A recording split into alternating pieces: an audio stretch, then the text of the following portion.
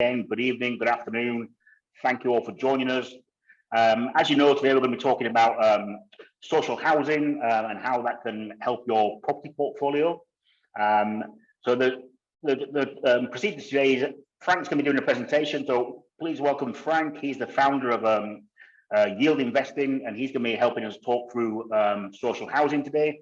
Frank is today joining us from Miami. So thank you, Frank, for getting up at 3 o'clock in the morning, I believe it is. Yeah. No. Thank you. Good to be joining you again, Matt. It's good to be back. Thanks for your time. So Frank is usually based in the UK, but he's out on business in Miami, but still chose to join us today. So Frank's going to give a brief presentation. We'll try to keep it relatively short and punchy, no more than 25, 30 minutes. And then we'll have a Q&A at the end. What I would ask you to do is, if you get a question that comes to your mind, please type it in the Q&A box as it comes into your mind, and then we'll address that at the end. So the Q&A button on your screen should be on the bottom. There's two little speech bubbles. Pop your questions in there as you think of them. And at the end, we'll have a Q&A session, and we'll take it from there. So Frank, for now, I'm going to hand over to you, and I'll join you again at the Q&A session towards the end. Thank you. So as Matt alluded, I am Frank Cartwright. I founded Yield Invest with my partner, Nathan Smith, who is our development director on the ground in the UK. My relationship with Holborn probably spans 2 or 3 years now, since 2018. I originally was the head of Hong Kong for a real estate impacting a real estate investment platform, API, where we were dealing with primarily city centre apartments. We were looking after high net clients based in Hong Kong, but also looking after Malaysia and looking after a lot of Holborn's clients. We were doing a lot of business. I think we concluded over $100 million in sales over the last couple of years, until I really was introduced to Nathan when I was wanting to buy one of my own properties myself. And I was looking for high yielding properties. And as an overseas landlord, I was coming up with the same issues that I think a lot of people will run into. So who's going to manage the property? Where is the property? Is it a newly built property? I'm able to get mortgage financing. And what are the implications of being an overseas landlord in terms of management? So I was really looking for a hands-off investment. And so Nathan introduced something called social housing. And my initial thoughts and the connotations around social housing were, is it a council flat? Is it government housing? Is it something that's built specifically for social housing? Is it in a not very nice area? And actually, it was just in West Yorkshire, Bradford, near Leeds. It was a 3-bedroom house, and I was getting a 7% net yield. And it was all fully managed through something called an FRI lease, which I'll come into in just a moment. But that really was the difference for me between offering something like this to clients and then something like a normal city residential unit. So I bought a couple, and I thought, this is such a good investment. I think I'd have a lot of clients based in Asia who would be interested in this. So we went out and we raised close to $1 million. And with that, we bought around 30 houses. We have around 15 people internal in our construction company, which go out and do all of our renovations for us in-house. And at any given time now, we have around 25 houses available for purchase. And they're already up and running with these fully repairs and insurance leases. So I'll come into that in just a moment and how that works with care providers and why I believe that is such an attractive proposition. But it all falls under something called social housing.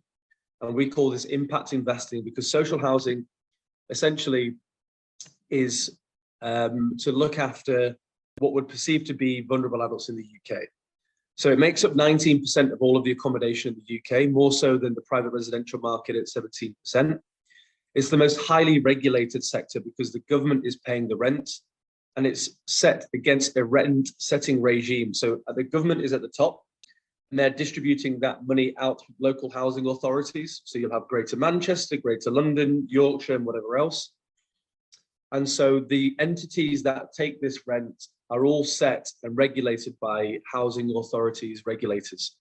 So it's what I was overseas and I was really looking at was, what is the security of the rent roll? And it's basically coming from the UK government. So the actual rent itself is secure. It's one of the largest demographics. In fact, if we're looking at supply and demand imbalances, around 156,000 properties more are required per annum. There's been 1 million people on affordable housing waiting lists since 1997. Unaffordability in the UK is prevalent. We don't build enough accommodation, not even in the private rented sector, but specifically also in the social and affordable housing sector. I think perhaps most shocking is the government spends £1.8 billion a year on emergency accommodation. So individuals who are rough sleeping, domestic abuse, frontline workers, veterans, asylum seeker, there is a whole demographic in the UK that are trying to be housed by the UK government, but are currently being put up in emergency accommodation. So Airbnbs and hotels. So over the last 5 years, my business partner and I've been doing it really the last 2 years, probably pretty focused. We've been working with local councils and getting commissioner support. So we work very closely in West Yorkshire, in Wakefield, Leeds, Bradford, Halifax, South Yorkshire towards Doncaster, Barnsley, and then now we've moved up into the northeast, Newcastle, Middlesbrough, Tyneside, and we now have local commissioner support. So when we identify a building, we know from the get-go that we'll get commissioner support to be able to put on one of our FRI leases. So what we essentially do is we find that property, we refurbish it up to the standards of the care provider. And so the two largest care providers that we work with, you might have heard of them in the UK, they're called Mears and Serco. So in 2019, Mears and Serco won a £2 billion contract from the government to house vulnerable adults in the north and the northeast. And essentially what they're doing is housing people for a minimum 5 years. So once we buy one of our houses, we'll have a due diligence list according to what Mears and Serco require. We've got such a good relationship with them now that we can send them a floor plan and a postcode, and we can get pre-approval on a lease. So we'll buy the house, and our construction company will go in and will newly refurbish it all from new kitchens, flooring, kitchen white goods, emergency fire exits, new bedrooms, bathrooms, everything you can imagine, smoke detectors, new boiler, new roofing, all internals done. And then there's a very strict due diligence process from Mears to go in and cross-reference to make sure that they can actually put that lease on it. So the real game changer when you bought a house is you could be buying a random 3-bedroom house, terraced house, freehold investment, so you own the land and everything underneath it. And the great thing about investing in the UK is that we have something called the land registry. So once you own that property and it's a freehold, you own that property forever and you own the land within that boundary that's according to the land registry. So there's no dispute about leaseholds or whatever else. 85% of our projects are all freehold. And when you get that FRI lease, the full repairs and insurance, you pay no service charge, no ground rent, there's no management fee, there's no maintenance. So any damage incurred from the tenants is immediately looked after from the care provider on that 5-year contract. So when we're talking about gross and net return, our gross return in a leasehold property may have, in a standard kind of apartment or a residential unit, will certainly have ground rent, will certainly have management fees for an agent to look after that property, will certainly have maintenance, will have tenancy turnover as well. So the experienced landlord will know that a gross to net return, you'll have some sort of leakage there. However, in our platform, we have no gross to net leakage whatsoever. So the minimum that we offer is a 7% net return. The minimum investment value is around 60,000. But in terms of security, we believe that this is the most secure asset that you can purchase. And for me, being an overseas landlord, that was exactly what I was looking for. I was looking for security and I was looking for a complete hands-off investment. So what you're required to have is a UK bank account, but effectively your tenancy contract is not with the individuals who are in the social housing, it's with Mears and Serco, who are $1 billion blue chip company listed on the UK Stock Exchange. So that was a real degree of comfort for us. And again, having no gross to net leakage was something I was particularly interested in. So a typical example, this is a 3-bedroom freehold buy-to-let property in Bradford. The prices here in Bradford have gone up substantially. So you are effectively buying government asset income, whereas the only difference between buying something like this and a bond or an equity is that you also own the underlying real estate value. So places in West Yorkshire have experienced around 12% capital appreciation since lockdown. So you are getting the underlying asset, and then you are getting a very profitable operating model on top. And that was something that I think is unparalleled in terms of an offering. So 7.3% net return, and that's done from day one. So there's no construction delays. All of our properties are already up and running. They already have the Mears or Serco lease in place. And effectively, all we're doing is a transfer of ownership. So in theory, we should have all of these properties completed when somebody wants to buy in 4 to 6 weeks. So we launched this around 18 months ago. Primarily, most of our clients were in London. And then I reapproached Holborn through some old connections. Obviously, known Matt for a while, and we've been working together on this pretty consistently for the last 4 or 5 months. And we're doing around 10, 15 units a month at the moment in terms of sales and transactions. So going really quickly. And at any given one time, we have about 10 properties currently under purchase, under construction, and under refurbishment. So we know that we offer quite a bespoke service, and we really don't want to overextend ourselves in terms of stock. But again, we fully manage all the construction process in-house with an internal construction company in terms of project management. And from purchasing through to completion, we have a buying team and now a management team as well.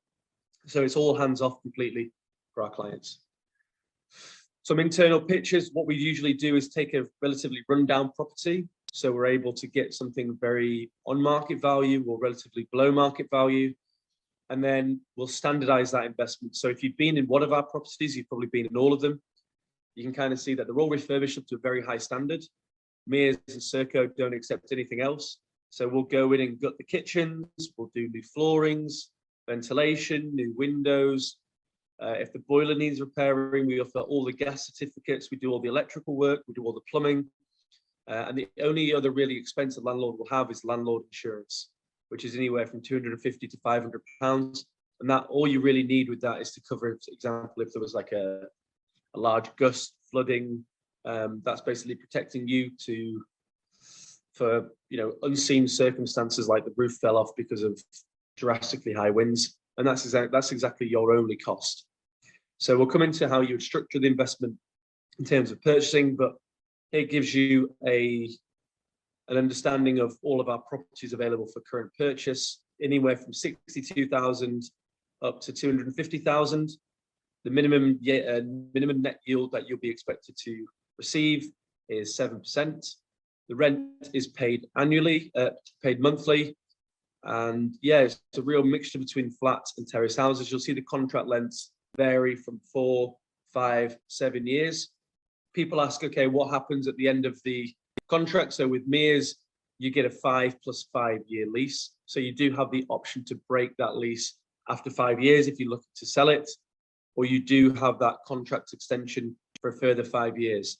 So the companies that we work with, they also work with people like Bridget. They're based in Barnsley.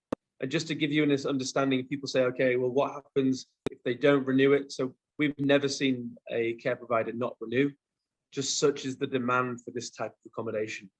So in West Yorkshire specifically, it's a major recipient of government funding because it's a lot cheaper to house people up in West Yorkshire than it is to have them in London. So for example, if we had a particular influx of immigration, we do see a lot of people move up to West Yorkshire. And at the moment, the government's spending around £1.2 million a day housing immigrants who come to this country in very unaffordable accommodation. So anything that we build out, we automatically can basically put a lease on it, just down to the relationships. And yeah, we've started working basically from the retail market. As of recently, we've started working with a lot of private equity companies in London. And we've been tranching these portfolios together of 25 to 50 units at a time. So not only will we build, but we'll source and aggregate quite a large volume of stock for private equity companies in London who are looking for security. So perhaps one of the most interesting things in the rental covenant contract is when you work with the Mears, not only are you getting secure guaranteed government income paid directly from a care provider backed by the government, but you're also receiving inflationary linked rental. So the rent roll from Mears is rent roll reviewed at CPI annually. So if inflation is going up at the moment, we're seeing record high levels of inflation, your rent roll is accustomed exactly according to inflation. So the only other likened asset to this, we believe, is like a government bond, whereas the bond market since 2010 has probably reduced below 1% at the moment. The minimum net yield that we're offering is 5% on some of our longer lease blocks, which I'll come into a moment, but primarily you're looking at around 7%. So we work with around 15 private equity companies in London at the moment. We're retained buying agents with some larger institutions, which I'll come into in just a moment. But really what we've tried to do at Yield Invest is match the acute supply-demand imbalance for affordable and social housing, like we alluded to, around 156,000 properties per annum, with an acute supply-demand imbalance of pension funds able to access inflation-linked assets. So all the private equity companies that we work with in London, all of their money is being backed from pension funds. Pension funds want two things. They want security and they want inflation-linked assets, so that if inflation does rise, that they're able to keep their margin and keep people's pension money safe. So we've moved into the private equity and the institutional space as of recently, and it makes sense for institutions to look at it because we're offering commercial FRI leases. So we've started to move into the 25-year lease space, which I'll come into in just a moment how that works. But if we're looking at occupancy rates across the entire residential market, in the social housing space, we're at 90%, 98% occupancy. It's a sign of the times, but over 70,000 people were made homeless in the UK in the first lockdown alone, the further 70,000 prior to that, post that. So if we're looking at residential, retail, industrial, commercial, all of them experienced relatively high void periods during COVID.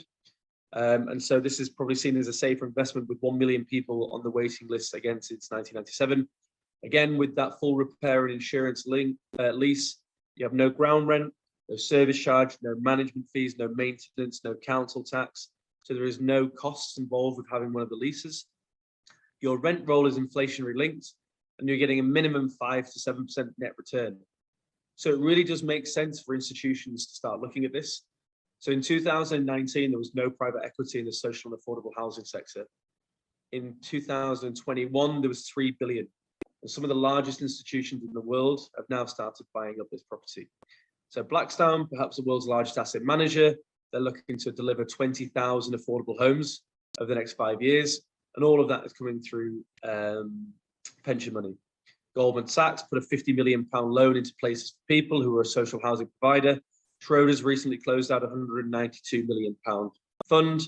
We also work with people like AEW. We work with Bridges Fund Management. We work with Henleys. We work with CBRE, have got a £250 million fund. We work with Resonance. We work with Patron. So Patron are a pan-European billion-dollar investment company that invest in industrial, residential, retail, commercial, all across Europe. They recently raised 150 million specifically for social housing. And that comes from philanthropic donors, but it also comes from large institutions on the East Coast in the States, because in the States we have Section 8. That's why I'm here at the moment, but they don't have 25-year lease length. So if we're working with a particular vulnerable adult type, not only are we able to apply a 5 + 5 year lease like we are with Mirza Serco, but we can work with registered providers and charities, and we can apply 25-year leases on some of our block properties. So at any given time, we have around 25 houses currently in construction. But in the last 4 months, we've raised quite a lot of money to go out and build and aggregate and source a large portfolio of 25-year lease stock. So at the moment, we're really pleased to announce that we have around a £60 million portfolio that we're building out internally with some of our development partners in West Yorkshire, in Leeds, in Bradford, again in South Yorkshire, and then quite a lot up in the northeast because of the accommodation required. And that's around a 600-bed portfolio. And we're looking to get to around 2,000 units before the end of the year. And really, it's because we're able to reverse engineer exactly what we're doing. So we know we have government support. We know we have local commissioner support from local councils to go out and build exactly what they need ad hoc to their requirements of the vulnerable adults where they are.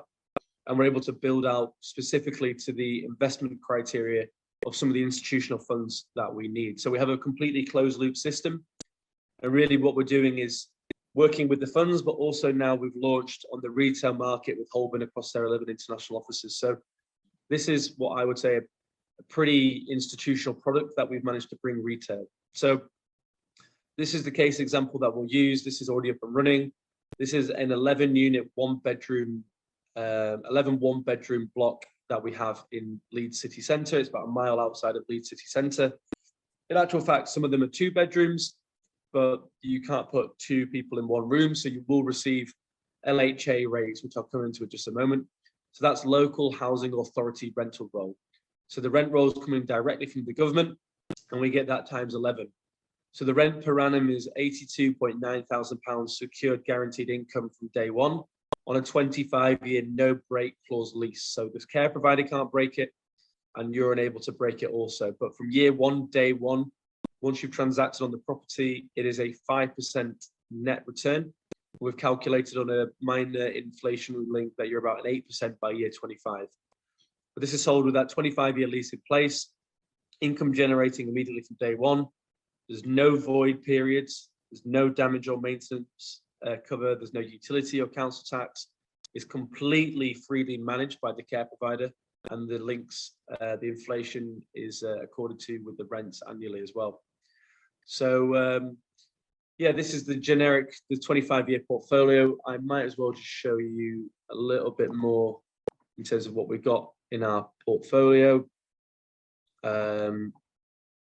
Here is the blocks. So we have them in Wakefield, Durham, Leeds, Darlington, Stockton, Newcastle, Accrington, Leeds again. We do have a portfolio in Brent that we've just put down a large amount of cash to try and secure, which is 106 units.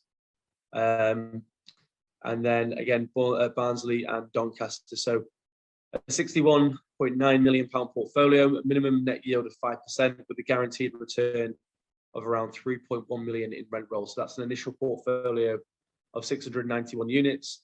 And this is already approved with all the councils. We have agreement for leases with all of our care providers.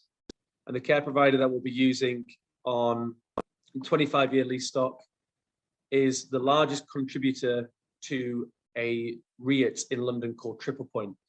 So about 4 years ago, not only did the private equity company start getting involved, but there were 3 major real estate investment trusts that were formed, primarily raised off pension fund money. So Civitas is potentially the best. I employ everybody to go and have a look and see if they can do some of their own due diligence. But Civitas have got £2 billion under management at the moment of social housing. Triple Point around 580 million. Homery at about 300 million. And they're all specifically raised. You can buy shares in them.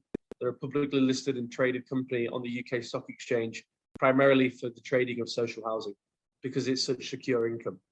And so our care provider now is the largest contributor to Triple Point. They've got 3,500 units under management, 1,000 staff global in the UK. And we're looking to add another 1,000 units to their portfolio because of a recent funding raise that they were able to do with local councils. So just to recap, we have 2 elements of the business: the 5-year stock, which is the retail level market, which is around 60 to 200,000. Minimum net returns will be about 7%. Again, all up and running, ready to purchase. And then we have the 25-year stock, which is primarily blocks and really large HMOs, where the minimum investment value will be around 300,000, all the way up to 40, 50, 60 million. And again, that's a longer lease property. But the main thing to take away from it all is you're not taking a lease with the tenant, you're taking a lease with the care provider. On the 5-year stock, that's Mears and Serco. They're a $1 billion company in the UK who won a contract to house vulnerable adults. And on the 25-year stock, you're working with registered providers and large charity institutions.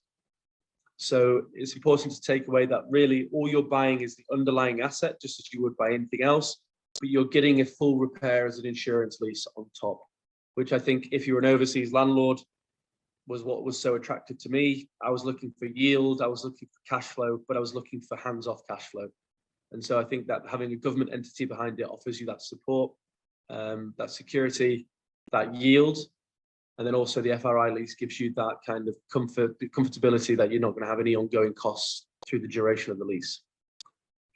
So yeah, that is the initial presentation. Hopefully it was quite short and sweet, nothing too over the top, and we'll field some questions. Thank you very much for that, Frank. Informative as always. There's a few questions starting to come in, but the first one that always comes in, and it always gets repeated over and over, is what's the difference in this and just buying a normal, rental property? What's the main difference? Is there a difference even?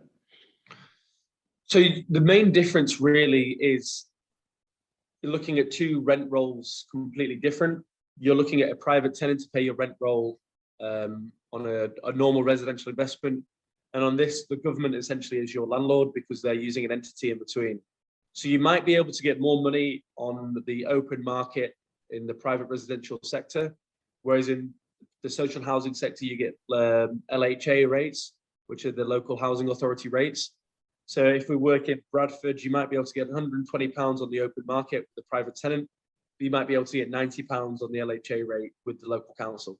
They're really the two differences. But on the private residential market, you will have to pay ground rent, management, the service charge. And I think having that entity in place that manages the tenant for you through the local housing authority gives you that benefit of not having to do any kind of ongoing costs. And that really is the difference, is where your rent roll is coming from. Yeah, I think it's one of the key takeaways that a lot of people get from this, is that at the end of the day, they're still just properties, freehold properties that you own the title deed for. The only main real difference is who the tenant is, and it's an institution rather than an individual that's your tenant. There was a question that came on the chat about who sets the type of rental versus the property. I think you just answered that in your previous answer, in that it's the local authorities set the rent roll, don't they? That comes down, they'll pay X amount for X amount type of house. So, and that's basically engineered against house prices relative to local wages. So some areas you can get really attractive LHA rates. Like obviously, further south you go, the higher LHA you get. But where we do, and why we're called yield investing, is because we've basically engineered where we get really high LHA rates relative to low property values. And we find that places in West Yorkshire have really high LHA rates because employment is super high, but also the property values are still really low. Also, when we're talking about every property that we send out the demographics of the housing types of tenures in the region. And the houses that I own are just on a residential street in BD9. So I think there's like 15 houses on the row, and only one of them is allocated to social housing. And really, you're just renting out to Mears and Serco. So you're not buying a certain type of property, you are just buying a freehold house in the UK. There's no difference between a social house and a standard residential accommodation. They're both the same. Excellent. All right, why have I never heard of this before? Why is this something that I've been buying properties for a number of years and I'm only just hearing about this?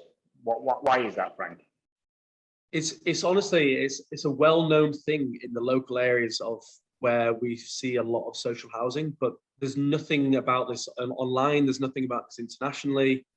There is only a few select landlords who know about this in the north and the northeast who are doing exceptionally well from it, because they're able to buy cheaply, apply the leases, and then just completely forget about it. And so when I stumbled across this, I thought I was relatively in the know about property and social housing, whatever else. But again, there's been no private equity involved in this since 2019. Then you start seeing Blackstone, you start seeing Goldman, you start seeing Schroders, you start seeing everybody waking up to the fact that everybody is now chasing security. So in 2016, well, 2011 up to 2017, 2018, pension funds and private equity funds were completely obsessed with building city centre apartments because there was a boom in the demographics of rental sectors. And then we saw COVID, we saw lockdowns, and we've basically seen a complete shift now. People are looking for security. And there's nowhere else you get longer term security than government rent. And so really it's only been emerging in the last 2 years, and we're following a trend that we still believe that was super early on. So yeah, I hadn't heard of it early either until about 18 months ago. No, it's something I've heard of from time to time when you're meeting clients and they said, you know, I've got a house in Durham or Middlesbrough that is rented out to the government and getting a great yield. Can you beat it? So I'd heard of it anecdotally, but, you know, never on a professional level until recently. What is the frequency of my income? How often does my rent come in from the care provider? Paid monthly. Paid monthly. All right. And you mentioned that has to go into a UK bank account, does it? Yeah, it does, because the rent's coming from a government entity. It needs to be paid into a UK company, a UK bank account rather. Excellent. All right. Another question that I think we've had a number of times on the few times we've done these webinars. What happens if I want to sell my house while the lease is still live? So let's say I've got a 5+5. I'm 6 years in. I want to sell the house. Can I? Yeah, you can. I think one of the things, if whilst the lease is in place, you have a no break clause on the landlord side, but we sell, like I said, around 15 units of these a month. And if not, we can sell them institutions. So the primary exit really, whilst the lease is in place, is through another investor. However, at the end of the 5-year tenure, you will be able to sell this on the open market. What we really do like about owning like 3-bedroom terrace houses is when we were selling city centre apartments, we were basically relying on a young working professional demographic to be the purchaser of the property.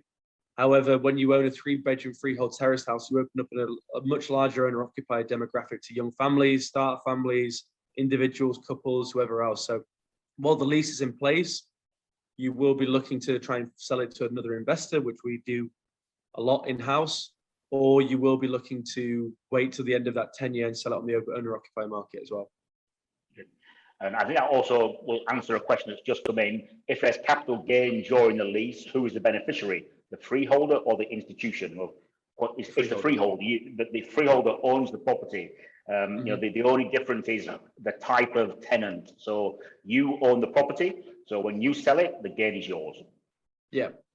There's no.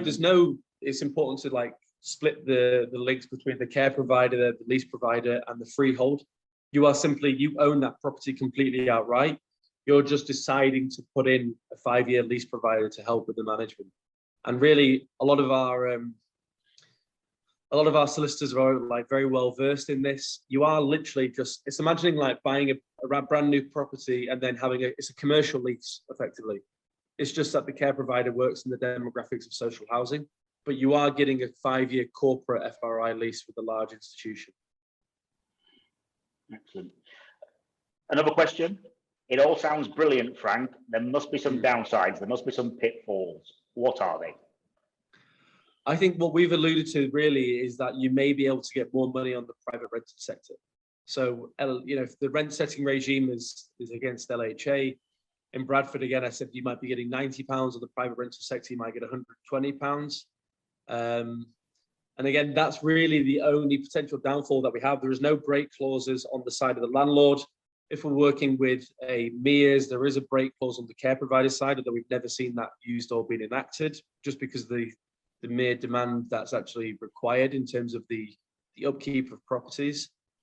But really, the only downfalls come, I think, with the rigidity of potentially not being able to sell the property to the owner-occupier. So having that no break clause on the landlord side, but that gives the care provider a lot of comfort. The fact that a lot of these are cash investments also, because the care providers don't like it. If you were to run into financial difficulty and the property went into probate, then they wouldn't know who the ownership of the property went to. So we do rely only on cash investments from 60 to 150 to 200,000, which for a large number of our clients isn't particularly much of a problem. But again, yeah, I would really say that if you're buying a city centre apartment, you may be able to get higher rental. But again, what I was looking for is a security, and I was looking for the ongoing maintenance and management. So yeah, I think they offset themselves. I think you mentioned a few times about the type of lease it is, and that it's full repair. And one of the questions that's come in is relating to is the property guaranteed to be handed back in the condition it was set at the beginning of the lease, or it's going to get trashed? So just maybe explain a bit more about that FRI that you've mentioned a number of times, what that is, how it works, what kind of assurances there are in place. So when we first buy a property, we completely do it up, like we've mentioned, to the standards of the care provider. So you're buying almost a brand new property when you're purchasing it. So everything's really completely newly refurbished. What we'll do is we'll do a fairly stringent inventory check on the property when we first buy it. So as you can see here, it'll look a lot like this. And an FRI lease basically means that any damages incurred from the tenants or the individuals who are staying in that apartment is solely responsible for the care provider provision to upkeep. So if we look at a MERS or a Serco, they claim local housing authority rents, and then they have a 20% operating margin to look after the tenants to come in and do all the maintenance. When we looked at doing something like Section 8 housing, which they have here in the US, which is affordable housing, the major difference, and I think this is why the UK is probably the best place in the world to do this type of tenancy contracts, is it's written in the contract at the end of the 5-year tenure that they have to give you the property back in the state that they purchased it, whereas in the US, they don't have to do that. So you may have ongoing maintenance on that FRI lease, but the full repairs and insurance means that any damages incurred from the individuals who are staying in that apartment is solely responsible for the care provider to do up to the point of what all the standard that you purchased the property. So you buy a brand new property, really newly refurbished, it's maintained and looked after for 5 years. And after that 10-year point, say you didn't want to carry on for another 5 years, the care provider gives you back the property to the exact standards that you purchased it. So I think that is probably the major difference and one of the biggest points. Someone's just sent a question about, it all sounds great, we're buying a property, renovating it, finding a tenant, and he's gaining. So where do we make money? And I think that's probably a relatively simple answer. You're buying rundown properties and renovating them, and there is a margin in that. Yeah, we work specifically for development margin, exactly. So we're looking for anywhere that we can access as much value as property as possible. Sometimes we'll add bedrooms, we'll buy properties, and then we're able to sell it on the yield value. So if we're able to buy a 3-bedroom terraced house and we're able to turn it into a 5-bedroom, we've added significant value. And that's really where we try and make as much, well, that's where we make our cash is on the development value. The restructuring, the reorganizing, the value add, based on that nature as well. And then we also have a subsidiary service where we charge to apply leases. And then really on the 25-year stock as well, we're able to do pretty good value adds on some of these rundown blocks that we find. But it's the same with every developer. Any developer will find an old PD scheme and they'll make their development profit that we work on. And it's not even particularly high margins, to be honest, but it works for us. And also, we also fall under that ESG practice as well. So we work on we've got good government relief on some of our properties. So we work with environmental, social governance funds. So effectively, we are housing vulnerable adults in the UK. And so we do get assistance from the government. And then we're also working with forward funds from ESG practices. So it's a really ethical investment model. You are looking after a particular vulnerable type of adult in the UK. And that's also part of the subsect where we make money from funds who are looking to invest in this sector as well, to have larger exposure for impact investing as well. Excellent. So one other question just come in, saying that if there's minimal or no operational running costs, is it safe to assume that buying 2 properties at 60k is better than one at 120? Yes, I think so. Not going to be a whole lot of difference, would there, or would they? You're the expert. Not really, no. I think on a 60k property, you're buying like a 2-bedroom flat, and I think one of the nice things about it is it's buying. We offer the 60k properties for clients who've got that minimum investment value, but really, if you can, it's nice to have the freehold. It's nice to have the standalone property. It's nice to own the land underneath it, because again, you're registered in the land registry forever. So you are buying it on a 999-year lease on the leasehold, but it really depends on where you're purchasing. So a 60-bedroom flat might be up in Hartlepool in the northeast, or you might be able to get like a £120,000 property in West Yorkshire. So there is a bit of a difference between geographically where you're purchasing. But again, if you would like to spread your bets, then that's probably a good idea as well to have exposure in 2 different regions. But again, if it was me, I would probably go for the 1 property because I would like the freehold. That was always my intention, was I wanted the freeholds. Yeah, I mean, of course, you have to factor in that you are going to have some costs, legal costs for buying a property. So if you buy 2, that's doubled. As long as your properties are below 125k, there's no saving on stamp duty. But if you have 250, for instance, to invest, you're better buying 2 at 125, you'd save on stamp duty. But that 60 to 120, that will be a personal. But there's no real benefit for doing either, is there, other than extra costs on buying 2 rather than 1. Other than if you did buy in a standalone house, it's going to be probably a freehold property rather than at 60k. It's likely to be a leasehold apartment. Yeah, exactly. And the costs involved with purchasing one of these are really low, really. We have, like you said, the stamp duty, we have our legal fees, which are around £1,500, and we have land registry fees, 250, but there's no mortgage arrangement fees, there's no lettings fees, there's no any of these hidden costs associated when you purchase a property on the back end on completion. There's nothing like that. So we all of it's already taken care of it in-house. We already do all the transfer of ownership with Mears and Serco. We've got an in-house buying solicitation team. So it's a really simple process. I mean, when you're buying things with mortgages and are off plan, you need to get the kind of lawyer comfortable with everything, but these are already up and running. So the searches have already been done, and we're looking for a relatively quick exchange process if everybody's in gear and motivated to get them exchanged. Excellent. I think we've pretty much covered all the questions that have come in. So unless anyone wants to post immediately, we'll probably call it a day there. What I would say, if you want to get some more information, see those stock lists, look at the prices and what's available, please do speak to your Holborn advisor that invited you, and they will more than happily get that for you. We can always do one-to-one follow-up calls, subject to time differences. I'm sure Frank will be more than happy to do that, probably not at 3 o'clock in the morning again, but more than happy to do individual meetings. So please do let us know. So there are no more questions coming in, so I'm going to say thank you all for coming. Hope you found it informative. Speak to your advisor for more information. So thank you once again. Thanks, guys.